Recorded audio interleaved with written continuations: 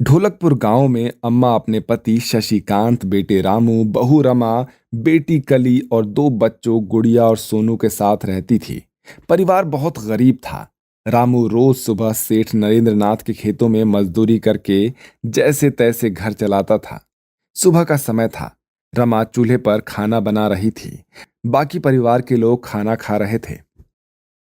रमा, आज रोटी में आटा कम लगाना, आटा खत्म होने को है। जी मम्मी, कल ही लेना होगा। माँ, मैं खेत जा रहा हूं, वहीं शशिकांत कहते हुए बोलता है। जल्दी लौट आना बेटा, शाम को लकड़ी भी लानी है। जी पापा, आप चिंता मत करो, मैं आते वक्त लेकर आऊंगा। ठीक है बेटा, आराम से जाना। और इतना बोलकर रामू काम के लिए चला जाता है। सभी के खाना खाने के बाद बर्तन लेकर कली के पास जाती है, जहां रमा की नंद कली कपड़े धो रही होती है। और उसके पास जाकर बर्तन रखकर वो भी बर्तन धोने लगती है। और बर्तन धोते धोते कली से बात करती है। भाभी, कपड़े बार बार फट जाते हैं, नया कपड़ा कब खरीदेंगे?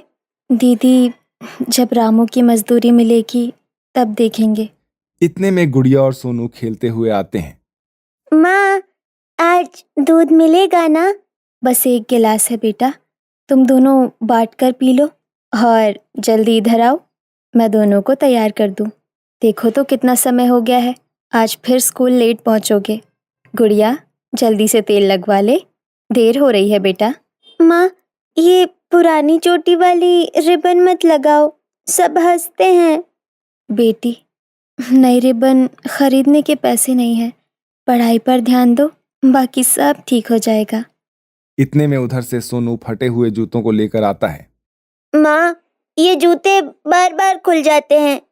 धागा बांध दूंगी, चलो अब देर मत करो। दोनों बच्चे बैग लेकर स्कूल जाते हैं और रास्ते में उनके दोस्त नए टिफिन और जूते दिखाते हैं। देखो देखो, मेरा नया नया टिफिन है, आज पिज्जा लाया हूँ। गुड़िया उदास हो जाती है और सोनू कुछ नहीं बोलता है। शाम के समय रामू लकड़ी लेकर थका हारा आता है। रमा, ओ रमा, कली, अरे कहाँ गायब हो गए हो तुम लोग सब? इतना अंधेरा क्यों है घर में? आप आ गए, लाइए लकड़ी मैं रख देती हूँ, और आप यहाँ बैठिए, मैं आपके लिए पानी लाती हूँ। हाँ, पर डिबिया क्यों नहीं जल रही है? और इतना अंधेरा क्यों है भाई? वो तेल खत्म हो गया है, और थोड़ा आटा भी लाना पड़ेगा अभी खाना बनाने के लिए। अच्छा, सोनू, ओ सोनू, इधर आ बेटा, ये ले पैसे। और मम्मी जो सामान बोल रही है ना, वो लेकर आ जा सब। सोनू पैसे ले ही रहा होता है कि तभी इतने में कली उधर से आती है। भैया, आप सोनू को कहाँ भेज रहे हैं? लाओ, मैं लेके आ जाती हूँ। ठीक है, रमा जो कहे दुकान से लेकर आ जा बेटा। और इतने ही पैसे हैं तो सारा सामान उसी के हिसाब से खरीदना, ठीक है? ठीक है भैया। इतना बोलकर कली दुकान से सामान लेकर आती है और सबसे पहले घर में डिबिया में तेल डालकर थोड़ी रोशनी करती है और अपनी भाभी रमा के साथ खाना बनाने की तैयारी में लग जाती है। वहीं आंगन में फुलवंती, अम्मा और शशिकांत चारपाई पर बैठे होते हैं। आज भी दाल बचाकर बनानी पड़ी, रोज रोज चीजें महंगी होती जा रही है। हाँ मम्मी जी, आप चिंता मत करो, मैं देख लूंगी ये सब। मम्मी, पड़ोस में देखो, सब टीवी खरीद रहे हैं, काश हम भी ले पाते। बेटी, पहले घर का छप्पर ठीक हो जाए और लाइट लग जाए, फिर सोचना टीवी का। इतने में गुड़िया और सोनू आ जाते हैं। दादी, आज स्कूल में सब हंस रहे थे कि मेरे पास जूते नहीं है, और सब पिज्जा खा रहे थे, हमें भी खाना है। मेरे लाल, सब मिलेगा, बस थोड़ा सब्र रखो, भगवान ने चाहा तो एक दिन हमारे पास भी सब होगा। अचानक तेज बारिश शुरू हो जाती है। सब लोग आंगन से सामान अंदर करने लगते हैं। तभी रामू काम से लौट आता है और जल्दी जल्दी सारा सामान घर के अंदर कर लेता है। फिर सभी आराम से घर में बैठ जाते हैं, जिसके बाद रामू बोलता है। अरे जल्दी से बाल्टी लाओ, अच्छा हुआ आज मालिक ने समय पर छुट्टी दे दी, वरना मैं तो पूरा ही भीग जाता। ये बारिश का मौसम भी आ गया, अब तो काम मिलना भी मुश्किल हो जाएगा, और सेठ जी उधारी भी नहीं देंगे, क्योंकि पहले से ही कुछ पैसे बाकी हैं। हाँ ये तो है, देखो कल सेठ जी क्या बोलते हैं। घर के अंदर टप टप पानी टपकने की आवाज आती है। अरे रामू, फिर से छत टपकने लगी, देखो पानी सीधे आंगन में भर रहा है।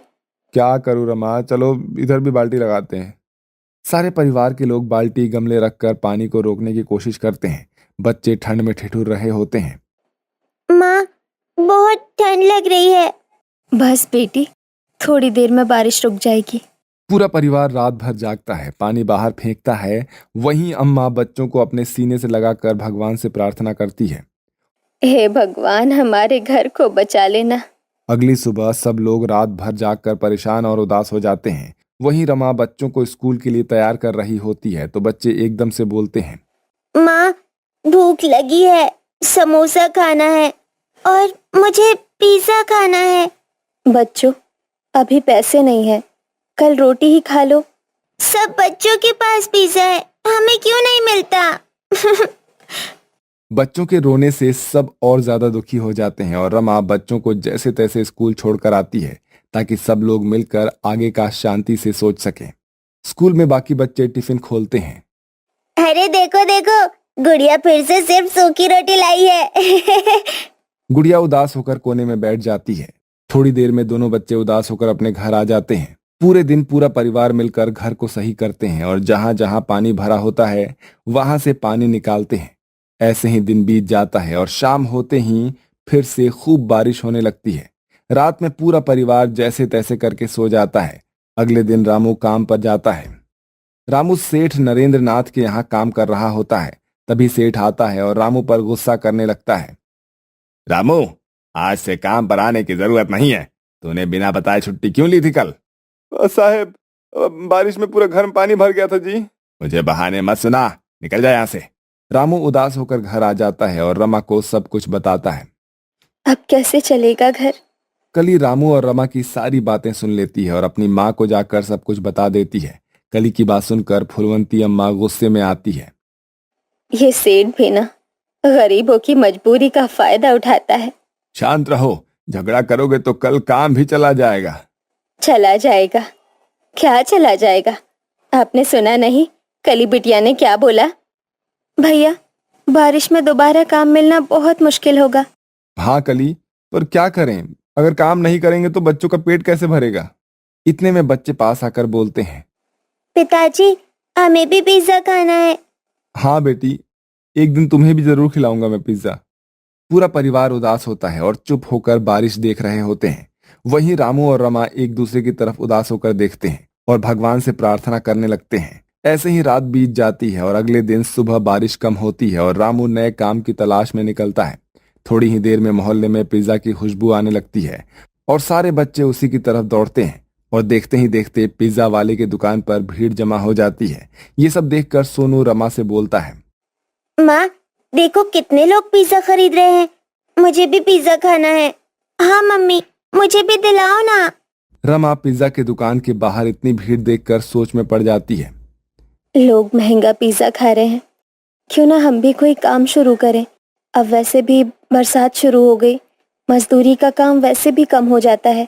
अगर हमारा ये पिज्ज़ा बेचने वाला काम चल गया तो रामू को मजदूरी भी नहीं करनी पड़ेगी और आगे बच्चों की पढ़ाई है। कली दीदी भी कुंवारी बैठी है, उनकी शादी भी करनी है। रामू सिर्फ मजदूरी से ये सब कैसे कर पाएंगे? मैं घर जाकर सबसे बात करके अपने इस आइडिया के बारे में बताती हूँ। घर में सब बैठे होते हैं। कली दीदी, आपने मोहल्ले के बाहर जो पिज्ज़ा की नई दुकान लगी है वो देखा? हाँ, वो कैसे गांव वाले लोगों को लूट रहा है, पर फिर भी उसके दुकान के बाहर इतनी भीड़ रहती है और मोहल्ले के लोग उसके पिज्ज़ा की बहुत तारीफ भी करते हैं। हाँ दीदी, इसीलिए मैंने सोचा है क्यों ना हम खुद पिज्ज़ा बनाकर बेचें। अरे बेटा, पिज्ज़ा? अरे बेटा, वो तो बहुत महंगा काम है। अगर पिज्ज़ा का बेस सस्ता बना ले और ऊपर आलू समोसा डाल दें तो उसे बहुत सस्ते में बेचेंगे और तो सब लोग ज़रूर पसंद करेंगे। अरे हाँ दीदी, हमें पिज़्ज़ा बनाने का महंगा सामान भी नहीं खरीदना पड़ेगा और सस्ते में बेचेंगे तो ज़्यादा लोग पसंद करेंगे। विचार अच्छा है बहू, पर पैसे कहाँ से आएंगे? अम्मा अपने कानों की बालियां उतारती है। ये ले बेटी, बेच दे, घर चलाने से ज़रूरी और क्या है। रमा भावुक हो जाती है। मम्मी, मेरा एक कंगन और मंगलसूत्र है, उसे भी बेच देते हैं, इन सब से सारा सामान आ जाएगा। इतने में रामू आ जाता है और रमा उसे पूरी बात बताती है। रमा की बात सुनकर रामू बहुत खुश हो जाता है। अगले दिन रमा और कली गहने बेचकर पैसे लाते हैं और रामू उन पैसों से सामान लेकर आता है। फिर पूरा परिवार मिलकर आटा गूंथता है, सब्जियां काटता है और फिर पूरी तैयारी करने के बाद मोहल्ले के बाहर दुकान लगाते हैं। हम इसे नाम देंगे अम्मा का देसी आलू समोसा पिज्जा। पहले दिन कोई नहीं आता।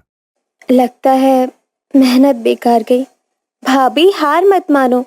थके हारे निराश होकर रमा और कली घर आ जाते हैं और फिर अगले दिन की तैयारी में जुट जाते हैं। अगले दिन एक आइडिया आया, बच्चों को फ्री चखने को देते हैं। हाँ दीदी, ये तो अच्छा आइडिया है। वाह, कितना स्वादिष्ट है। धीरे धीरे लोग आने लगते हैं और बारिश में भी लोग दुकान पर भीड़ लगाने लगते हैं। कुछ महीनों में ही दुकान बड़ी हो जाती है। रमा और उसके परिवार की मेहनत रंग लाती है और उनका आलू समोसा पिज्जा पूरे गांव में मशहूर हो जाता है। और देखते ही देखते रमा का परिवार अमीर हो जाता है। बच्चे भी खुश होकर पिज्जा खाते हैं। माँ, अब हम रोज पिज्जा खा सकते हैं। सारा परिवार हंसता है। बारिश हो रही है लेकिन घर अब पक्का है, पानी नहीं टपकता और रामू भी मजदूरी छोड़कर अपना आलू समोसा पिज्जा का बिजनेस संभालने लगता है। देखा, मिलजुल कर मेहनत करोगे तो भगवान भी मदद करता है। हाँ बाबूजी, आपने सही कहा। हाँ बाबूजी, आपने बिल्कुल सही कहा।